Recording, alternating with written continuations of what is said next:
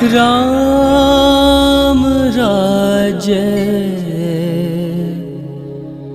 साकार होठे।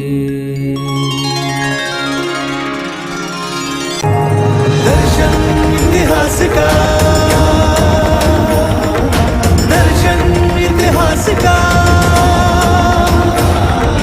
परिवर्तन आज का।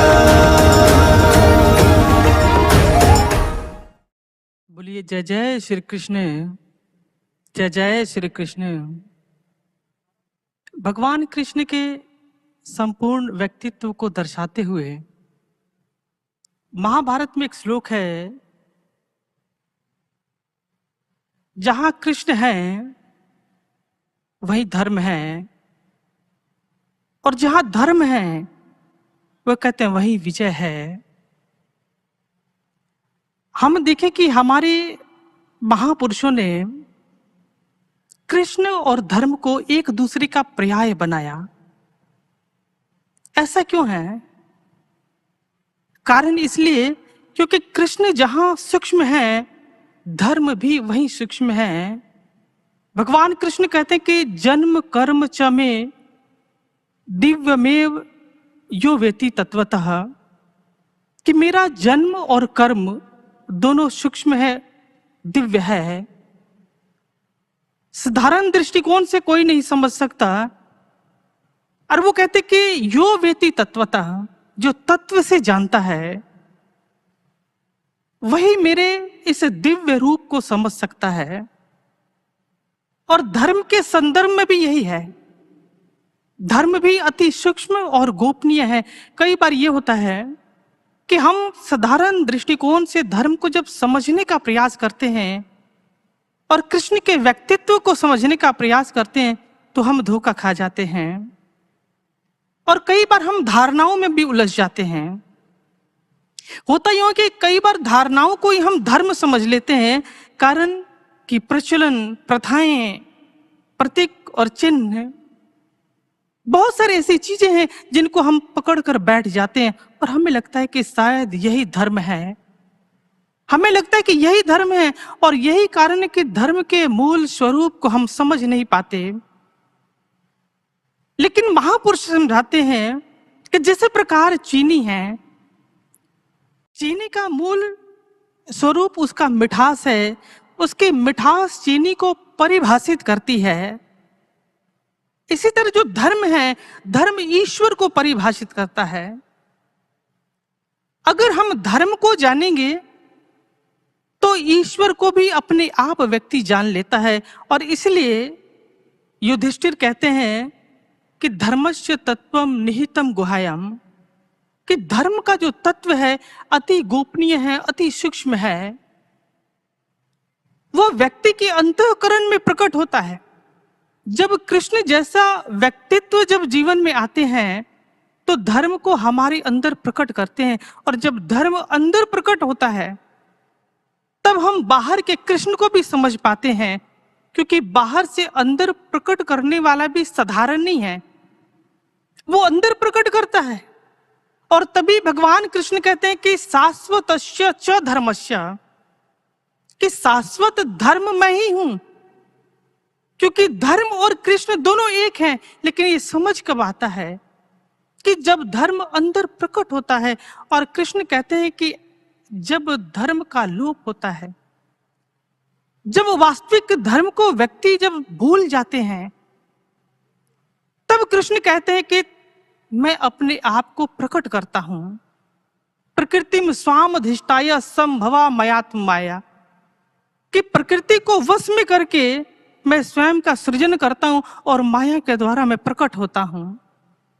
धर्म के मूल स्वरूप को प्रकट करने के लिए व्यक्ति के अंतःकरण में जब जब भी हम भूलते हैं, वो शक्ति संसार में आती, इस धरा पर आती है धर्म को प्रकट करने के लिए व्यक्ति के अंतःकरण में। और भगवान कृष्ण ने सम रूप से, समान रूप से सभी लोगों को वो संदेश दिया। बहुत सारे ऐसे जिज्ञासु लोग थे, बहुत सारे ऐसे भक्त थे जो भगवान के शरण में आए, धर्म के शरण में आए।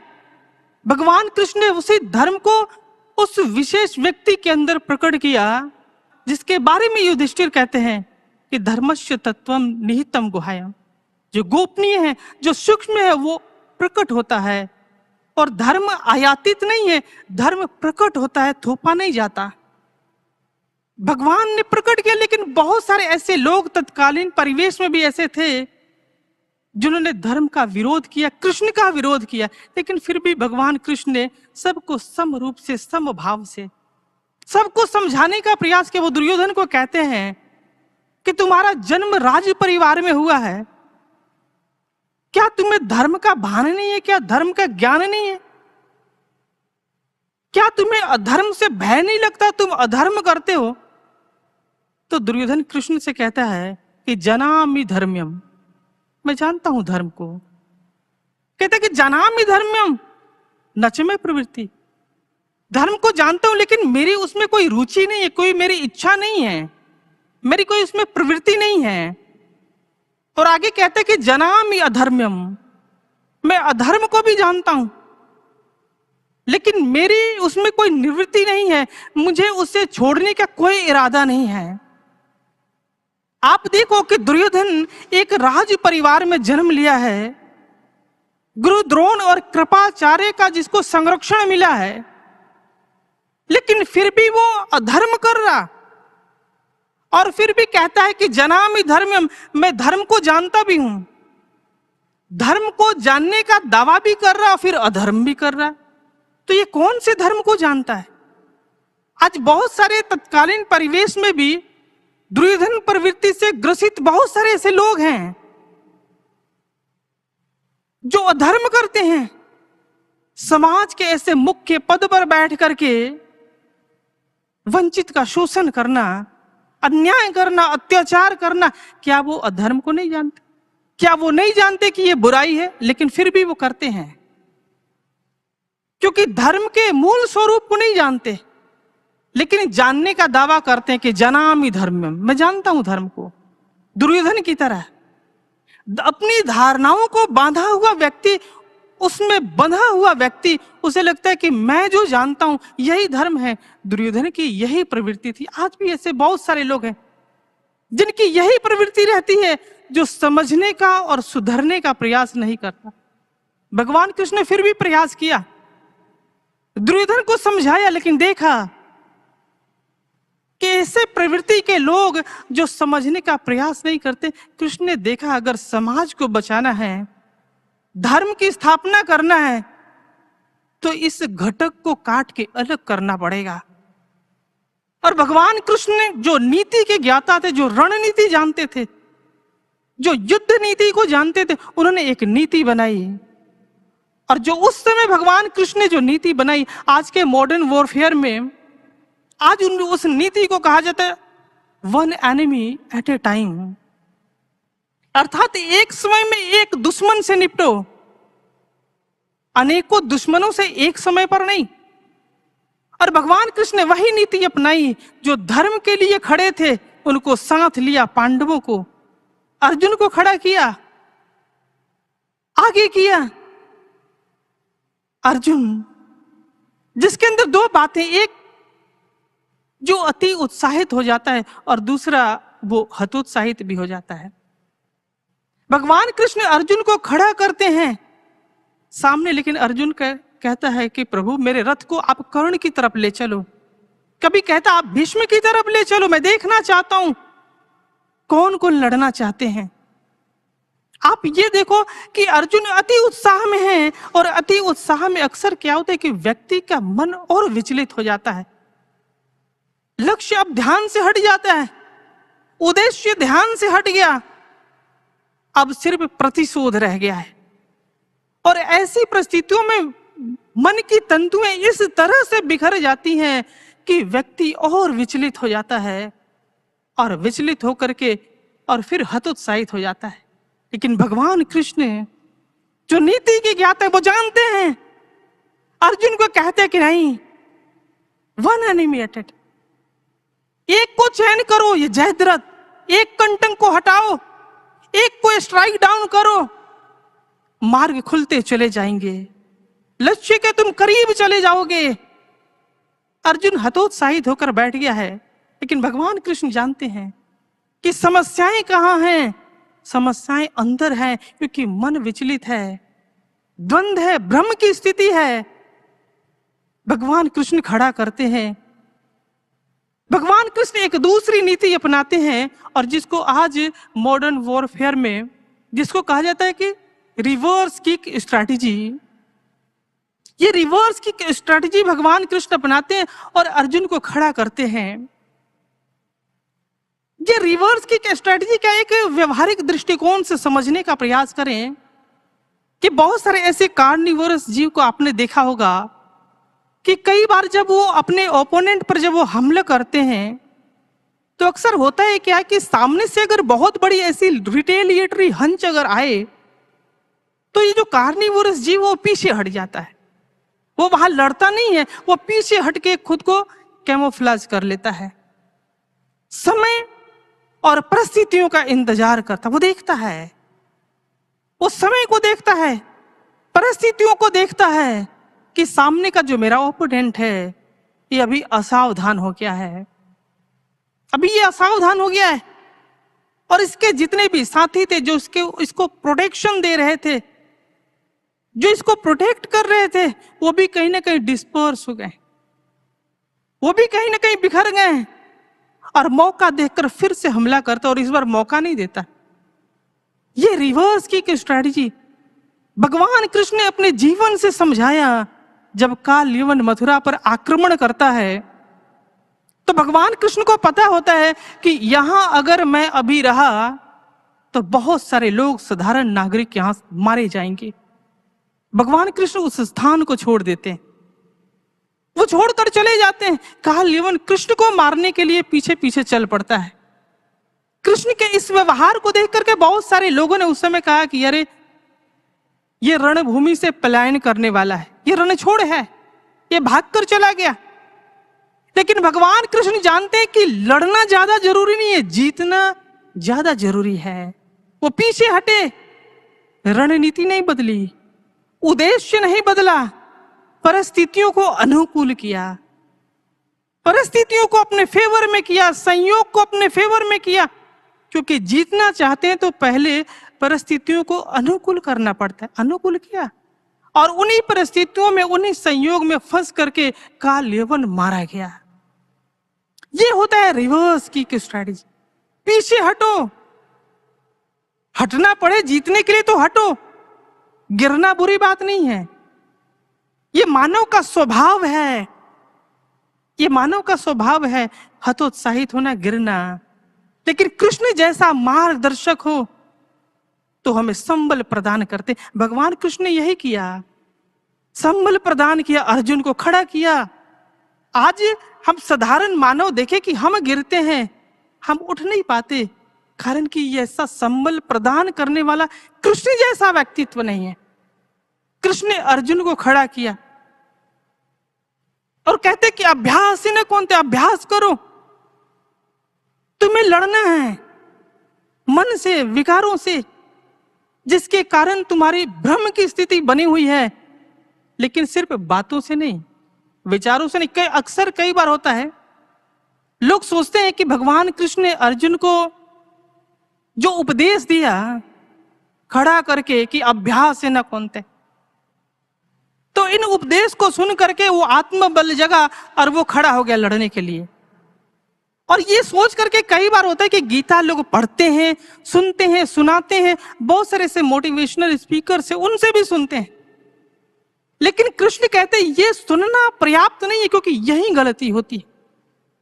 भगवान कृष्ण कहते हैं उपदेश एक अलग चीज है, जानकारियां अलग चीज है, ज्ञान अलग है। ज्ञान के बिना आत्मबल नहीं जगता। हम क्या होता है, उपदेश तक हम सीमित रह जाते हैं।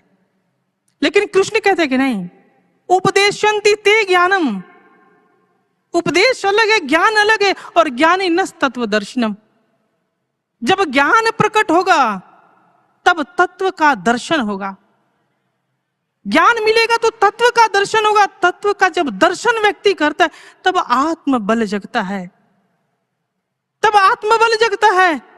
ऐसे नहीं, सिर्फ बातों से नहीं, उपदेश से नहीं, हम उपदेश तक सीमित रहते हैं, इसलिए उपदेश सुन करके थोड़ी बहुत अंदर स्टिमुलेशन पैदा होती है, ऐसा नहीं है, सुनने से थोड़ा सा होता है, लेकिन समस्याएं वही है, वहीं हम खड़े हो जाते हैं, वहीं गिर के पीछे चले जाते हैं और फिर हम खड़े नहीं हो पाते, क्योंकि ज्ञान की आवश्यकता है। और भगवान कृष्ण बातें नहीं, भगवान कृष्ण कहते हैं नाना विधानी दिव्यानी नाना वर्ण कृतनिचा, कि नाना प्रकार के मेरे रूपों को तू देख, दिखाया, देखने के बाद भ्रम दूर हो गया, समस्याएं चली गई, विजन क्लियर हो गया, अर्जुन खड़ा हो जाता है।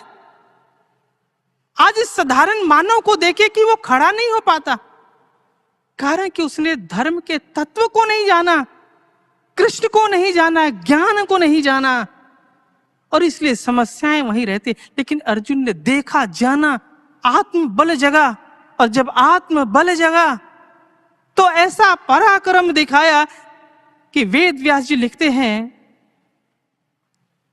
कि एक समय ऐसा आया कि अर्जुन रथ पर नहीं है, फिर भी युद्ध जारी है।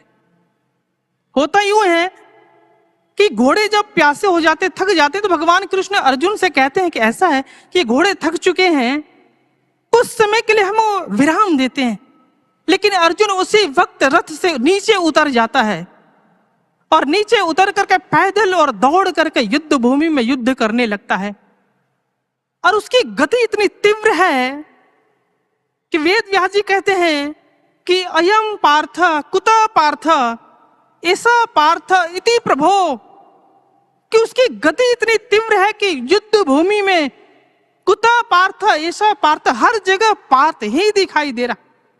कहां हम कभी हमने सुना होगा कि भगवान कृष्ण युद्ध भूमि में हर जगह नजर आ रहे, लेकिन यहां पर उसके पराक्रम को देख के वेद व्यास जी कह रहे कि हर जगह पार्थ नजर आ रहा है, और उसकी गति इतनी तीव्र है कि भगवान कृष्ण स्वयं रथ से और घोड़े से अर्जुन की गति को मीट नहीं कर पा रहे। आप सोचो क्या अद्भुत वो दृश्य होगा जिसको बिंब जनित कर रहे हैं वेद व्यास जी। वो दृश्य जहां हर जगह अर्जुन दिखाई दे रहा है। ये आत्मबल कैसे जगा? ज्ञान से। ज्ञान प्रकट हुआ, धर्म अंदर प्रकट हुआ, कृष्ण को अंदर में जान गया, वो समझ गया कि कृष्ण जैसे सारथी मेरे साथ है, विजय निश्चित है। आज हमें भी जानने की जरूरत है। हमने जीवन में कितनी बार कृष्ण की लीलाएं देखी हैं, सुनी हैं, आज भी सुन रहे हैं, लेकिन आज इस जन्माष्टमी के पर्व पर हमें चिंतन करना है, विश्लेषण करना है, आत्मचिंतन देखना है कि क्या हमने उस धर्म को जाना, क्या हमने ज्ञान को जाना, क्या हमने कृष्ण तत्व को अंदर पाया जो अर्जुन ने पाया। अगर नहीं तो हमारा मन विचलित रहेगा। संसार में चुनौतियां आएंगी, हम लड़ेंगे भी, लेकिन थक कर बैठ जाएंगे, क्योंकि संबल नहीं है, कृष्ण का संबल नहीं है। कृष्ण का संबल था, और इसलिए दुर्योधन भी हैरान रह करके गुरु द्रोण से कहता है कि गुरुदेव, आज एक दिन के अंदर अर्जुन ने मेरी 7 औक्षणी सेना को समाप्त कर दिया, जयद्रथ को मार दिया। क्या अर्जुन का पराक्रम होगा? हम ढूंढें, हम प्रयास करें, हम ढूंढें ज्ञान, ऐसे संत, ऐसे महापुरुष जो हमारे अंदर ज्ञान को प्रकट करे, कृष्ण तत्व को प्रकट करे। कहीं भी आपको ऐसा ना मिले तो परम पूजनीय गुरुदेव सर्व श्री आशुतोष जी महाराज जी, जिनकी कृपा से वही ज्ञान हमारे अंतःकरण में प्रकट किया जाता है। कृष्ण तत्व को जब आप देखोगे, जब अनुभूति करोगे, तब आपको समझ में आएगा, हर परिस्थितियों से लड़ने की क्षमता हमारे अंदर अपने आप विकसित होगी। इसलिए ग्रंथों में लिखा गया कि तत्र श्री विजयो, विजय वही निश्चित है, कारण कि जहां भगवान कृष्ण हैं और धर्म रूपी रथ पर बैठा हुआ जहां अर्जुन है, अर्जुन जैसा अनुयायी जहां है, कृष्ण जैसे जहां मार्गदर्शक है, उस साधक का, उस सेवक का, उस भक्त का जीत निश्चित है। वो जीतेगा ही जीतेगा। इसलिए सज्जनों, आज के इस पर्व पर हमें ये संकल्प लेना है, हमें ढूंढना है कि हमें ऐसा संत मिले, ऐसा महापुरुष, ज्ञान को प्राप्त करना है ताकि हमारा जीवन भी सफल हो, हर परिस्थितियों से हम जूझ पाएं, लड़ पाएं और अपने जीवन को सफल बनाएं। यह मौका है, ये जन्माष्टमी का पर्व, और इसे हम प्राप्त करने का प्रयास करें। और अंत में इतना ही कहते हुए मैं अपने वाणी को विराम दूंगा। बोलिए जय जय श्री कृष्ण, जय जय श्री कृष्ण। जय श्री कृष्ण। खुशियों का समा बंध जाए, ऐसी पावन घड़ी आने वाली है। खुशियों का समा बंध जाए, ऐसी पावन घड़ी आने वाली है। आप सभी भी तैयार हो जाएं, अगली प्रस्तुति कुछ खास आने वाली है। जी हाँ, नन्हे मुन्ने बाल कलाकार इस सुंदर सी प्रस्तुति को लेकर आ रहे हैं, जिसके बोल हैं अपना कान्हा आयो रे। इसके म्यूजिक डायरेक्टर, लिरिसिस्ट और सिंगर हैं दिव्य गुरुदेव श्री आशुतोष महाराज जी के शिष्य स्वामी अशोकानंद जी। साथ ही भगवान श्री कृष्ण की भूमिका में हैं गौतम जी, और इसमें लीड रोल निभा रहे हैं आदित्य जी एवं गिरधर जी। तो आइए जोरदार तालियों से इन भक्त कलाकारों का उत्साहवर्धन करते हैं, और साथ ही साथ श्री बांके बिहारी लाल की जय।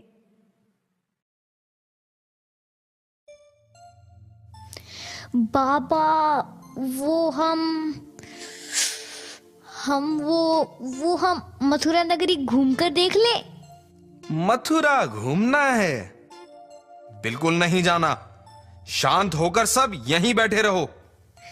बाबा, बैठे बैठे थक गए, थोड़ी थकान दूर कराते हैं ना। थकान नहीं पुत्र, अपना भार कम करो, थकान तो स्वयं ही दूर हो जाएगी। ये मथुरा है, कंस महाराज की नगरी। गोकुल की गलियां या तुम्हारी यमुना जी का तीरा नहीं। जगह जगह लंबे चौड़े सैनिक तैनात रहते हैं, और विशेषकर उत्पात मचाने वालों को तो सीधा कारागार का ही मार्ग दिखाते हैं वे, समझे? बाबा, हमारे साथ भी मोटू, मनसुखा, लंबू और फिर हमारे दाऊ भी तो हैं। फिर चिंता कैसी? क्यों दाऊ? हाँ हाँ बाबा, मैं हूँ ना, चिंता ना कीजिए। हम बस यूं गए और यूं आए। हाँ बाबा, जाने दो ना, जाने फिर कब मथुरा आना हो। अच्छा ठीक है, पर कुछ नियम स्वीकारने होंगे, वचन देना होगा। जी बाबा।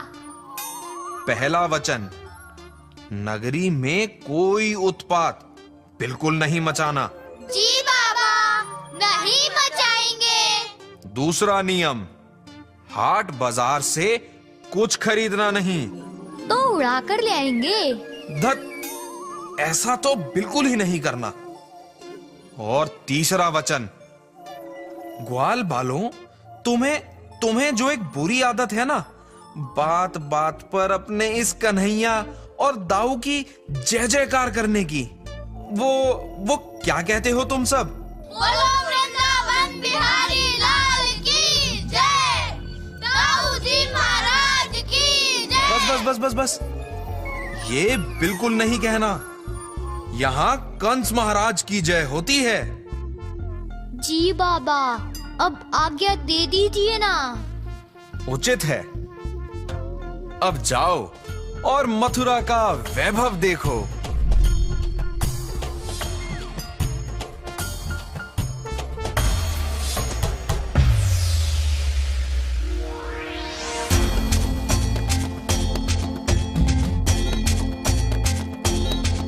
अरे सुन लो रे भक्तों, प्रभु के प्यारो,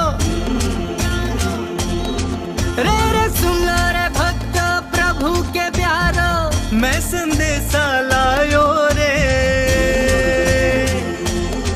ओ मथुरा में मची धमाल, कान्हा आयो रे आयो रे आयो रे आयो। अब जीवन लो संवार कान्हा, ओ अब पाप की होगी हार कान्हा।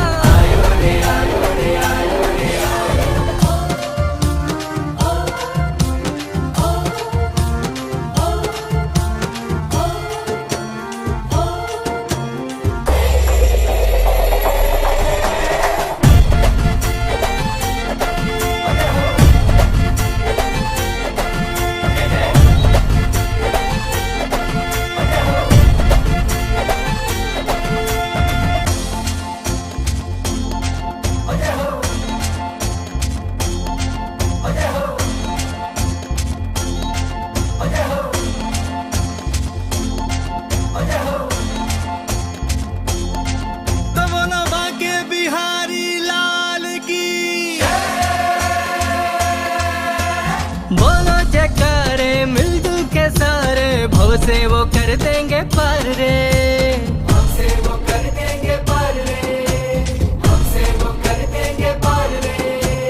मस्ती में उसकी सुध बुध को खोकर भूलो ये सब संसार रे, भूलो ये सब संसार रे, ओहो। भूलो ये सब संसार रे। बोलो जयकारे मिलजुल के सारे, हमसे वो कर देंगे पार रे, मस्ती में उसकी सुध बुध को खोकर भूलो ये सब संसार रे। अरे कर लो तैयारी मिलजुल के सारी, है कर लो तैयारी मिलजुल के सारी। दुर्लभ अवसर पायो रे, ओ मथुरा में मची धमाल कान्हा। आयो रे आयो रे आयो रे आयो, अब जीवन लो संवार कान्हा, आयो रे आयो रे आयो रे आयो। ओ अब पाप की होगी हार कान्हा। आयो रे आयो रे आयो रे आयो।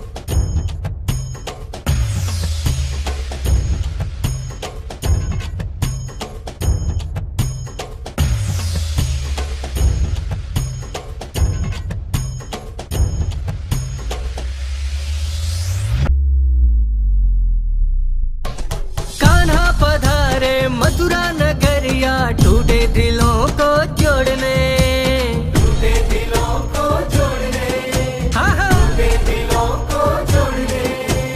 दंभी के दंभ ने बहुत सताया, अब उसकी गर्दन मरोड़ने, अब उसकी गर्दन मरोड़ने, अब उसकी गर्दन मरोड़ने। कान्हा पधारे मथुरा नगरिया, टूटे दिलों को जोड़ने। दंभी के दंभ ने बहुत सताया, अरे लीला है न्यारी मैं वारी वारी, हे लीला है न्यारी मैं वारी वारी। कंस को मार गिरायो रे, ओ मथुरा में मची धमाल कान्हा। आयो रे आयो रे आयो रे आयो। अब कंस का हुआ संहार कान्हा। आयो रे आयो रे आयो रे आयो। ओ अब पाप की होगी हार कान्हा। आयो रे आयो रे आयो रे आयो। अब कंस का हुआ संहार कान्हा। आयो रे आयो रे आयो रे आयो। ओ अब पाप की हो गई हार कान्हा। आयो रे आयो।